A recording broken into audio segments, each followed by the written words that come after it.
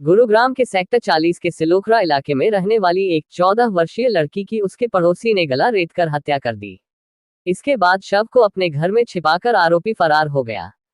मृतका की मां की तहरीर पर पुलिस ने आरोपी युवक के खिलाफ केस दर्ज करके उसकी तलाश शुरू कर दी। हत्या की वजह आपसी रंजिश बताई जा रही है। पुलिस की प्रारंभिक जांच के अनुसार आरोपी पड़ोसी ने मृतका के पिता से अपनी दुश्मनी का बदला लेने के लिए उसकी हत्या कर दी। पीड़िता अपने परिवार के साथ यहां सिलोखरा गांव की इंदिरा कॉलोनी की एक इमारत में एक कमरे के किराए के मकान में रहती थी। पुलिस ने कहा कि इमारत में ऐसे कई कमरे और कुछ सामान्य शौचालय बने हुए हैं। हत्या की वारदात रात करीब 9 बजे की है। लड़की की मां ने उसे साबुन लाने के लिए एक सामान्य शौचालय में भेजा था। लड़की जब काफी देर तक वापस नहीं लौटी तो उसके परिवार के सदस्यों ने उसकी तलाश शुरू कर दी।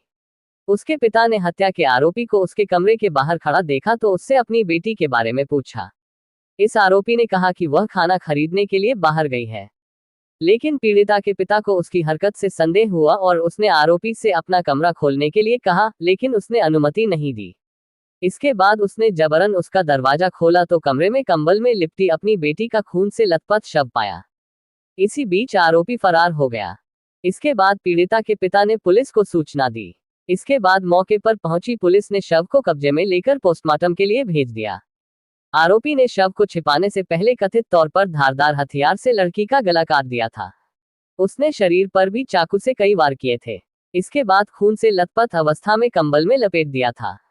मृतका के पिता की शिकायत के आधार पर पुलिस ने गुरुग्राम के सेक्टर 40 पुलिस स्टेशन में हत्यारोपी के खिलाफ भारतीय दंड संहिता के तहत केस दर्ज किया। अपनी शिकायत में आरोपी ने बताया है कि वो नेपाल का रहने वाला है। साल 2019 से इंदिरा कॉलोनी में किराएदार के रूप में रह रहा था। करीब 6 महीने पहले आरोपी ने उसकी बेटी पर उसका मोबाइल फोन और नकदी चोरी करने का आरोप लगाया था। इसके बाद दोनों में झगड़ा हुआ था। इस पर आरोपी ने जान से मारने की धमकी दी थी। पीड़ित परिवार ने बताया कि इस घटना के बाद वो लोग दूसरे किराए के मकान में चले गए थे, लेकिन कुछ ही समय बाद आरोपी रामू भी उसी मकान में रहने लगा था।